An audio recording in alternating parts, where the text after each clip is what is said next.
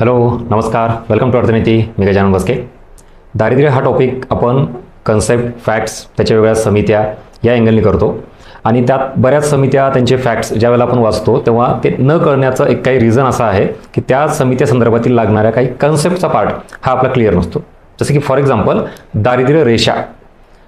कुठल्या समितीनं किती रुपये दारिद्र्य रेषा ठरवली, ग्रामीणसाठी किती, शहरीसाठी किती, मुळात त्या दारिद्र्य रेषेच्या निकषासाठी त्यांनी कुठले कुठले घटक वापरले, ज्याला आपण पॉवर्टी बास्केटमधील घटक म्हणतो. मग हा सगळा जो बेसिक एरिया येऊन कुठे थांबतो की एक्झॅक्टली पॉवर्टी लाईन काय आहे.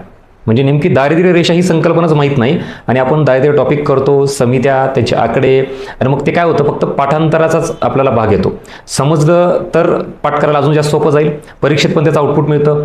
या सगळ्या गोष्टी आपल्याला आधी काय केलं पाहिजे हे जर कळालं तर बरोबर मग पुढचे फॅक्ट्स आणि पुढच्या समित्याचा सगळा डेटा हा लक्षात येतो. मग आता दारिद्र्य टॉपिक समित्या करायच्या अगोदर दारिद्र्य रेषा काय हे आपल्याला बघायची आहे. स्वतः इथं लेक्चरमध्ये बघून घेऊ.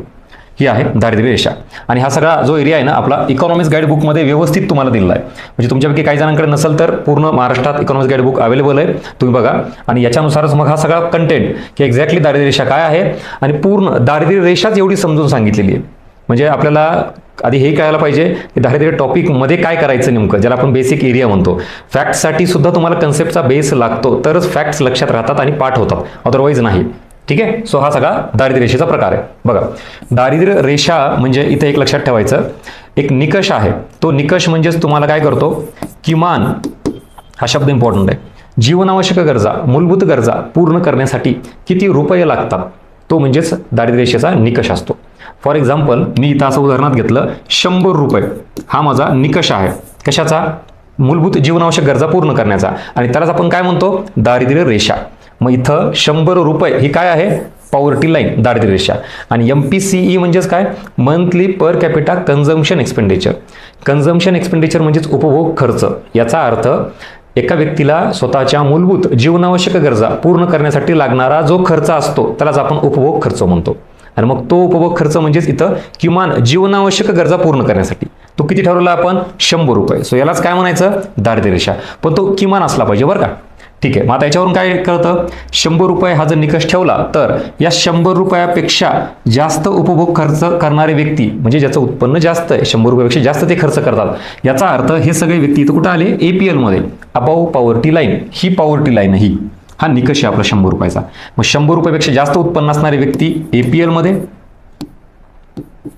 आणि 100 रुपयापेक्षा कमी म्हणजे यापेक्षा कमी उपभोग खर्च करणारे व्यक्ती किंवा त्यांचं उत्पन्न 100 रुपयापेक्षा कमी आहेत, हे कुठं आहेत, BPL मध्ये, म्हणजेच बिलो पॉवर्टी लाईन. म्हणजे एक्झॅक्टली आपण यांना दारिद्र्यात असणे असं म्हणतो, गरिबीत असणे. Is that clear? म्हणजेच एक बेसिक लाईन ज्याला आपण म्हणतो, ही कशाची आहे, दारिद्र्य रेषेची. आणि ह्या दारिद्र्य रेषेचा वापर कशासाठी केला जातो, तर इथं बघा, गरीब आणि गरीबेतर यामध्ये वर्गीकरण केलं जातं. आता बऱ्याच जणांचा असा गैरसमज होतो की गरीब श्रीमंत याचं वर्गीकरण केलं जातं का, तर अजिबात नाही. गरीब म्हणजे हे BPL. आता ह्याच्या वर असणारे सगळे श्रीमंत आले का, तर नाही. म्हणजेच दारिद्र्य रेषा ही कशाचं वर्गीकरण करते, तर गरीब असणारे आणि गरीब नसणारे. म्हणून तो इथे शब्द नीट बघा, हे गरीबेतर आणि गरीब यामध्ये वर्गीकरण. त्याच्यानंतर दारिद्र्य रेषेच्या वर APL, त्याच्यानंतर BPL. आताच आपण ठरवलं ही लोकसंख्याही ठरवता येईल. म्हणजे उदाहरणार्थ जर भारतामध्ये 100 लोक असतील, फॉर एक्झाम्पल, टोटल भारतामध्ये 100 लोक आहेत. आता 100 पैकी मला दारिद्र्याचं प्रमाण काढायचं आहे, किती लोक गरिबीत आहेत, तर कसं काढावं लागेल, त्याच्या आधी निकष ठरवावा लागेल. तो निकष म्हणजेच मिनिमम जीवनावश्यक गरजा पूर्ण करण्यासाठीचा निकष, तो किती ठेवला आपण, 100 रुपये. त्यालाच काय म्हणायचं, दारिद्र्य रेषा, पॉवर्टी लाईन. आता ज्या व्यक्तींचं उत्पन्न 100 रुपयापेक्षा जास्त असतील ते इथं आहेत. समजा फॉर एक्झाम्पल 40 लोक आहेत उदाहरणार्थ, की ज्यांचं उत्पन्न 100 पेक्षा जास्त आहे, म्हणजे ते कुठं आहेत, अबाव पॉवर्टी लाईनमध्ये, म्हणजे ते गरीब नाहीत. नंतर 100 पैकी 40 वर गेले, उरले किती, 60. सो या लोकांचं उत्पन्न हे 100 रुपयापेक्षा कमी आहेत पॉवर्टी लाईनपेक्षा. म्हणजेच यांचा मूलभूत गरजा पूर्ण करण्यासाठीचा जो काय पार्ट आहे तो यांचा पूर्ण होत नाही. म्हणजेच उत्पन्न कमी असल्यामुळे हे लोक मूलभूत गरजा पूर्ण करू शकत नाहीत. आणि सरळ सरळ दारिद्र्याची डेफिनेशन काय, जो व्यक्ती किंवा जे कुटुंब स्वतःच्या मूलभूत जीवनावश्यक गरजा पूर्ण करू शकत नाही त्यालाच आपण दारिद्र्यात आहे असं म्हणतो. सो हा सगळा वर्ग 60 लोकांचा कशात जाईल मग, दारिद्र्यामध्ये. यालाच आपण बिलो पॉवर्टी लाईन लोकसंख्या म्हणतो. 100रातले 60 लोक जर दारिद्र्यात असतील त्याचा अर्थ 60% हे दारिद्र्याचं प्रमाण आहे. काढलं? आता तुम्ही जर ज्यावेळेला आकडेवारी बघाल ना, तेंडुलकर समिती, रंगराजन, लकडावाला, कुठली तुम्हाला तिथं दारिद्र्याचं पर्सेंटेज दिसतं बघा. एकूण भारतातील दारिद्र्याचं प्रमाण, ग्रामीण दारिद्र्याचं प्रमाण, शहरी दारिद्र्याचं प्रमाण, मग ते कशाच्या आधारावर काढलं जातं? त्यांनी आधी पॉवर्टी लाईन सेट केलेली असते, काहीतरी निकष ठरवलेला असतो आणि तो निकष म्हणजेच भारतात आपण त्याला दारिद्र्य रेषा म्हणतो. आणि याचा संबंध परत निरपेक्ष दारिद्र्यासोबत सुद्धा येतो.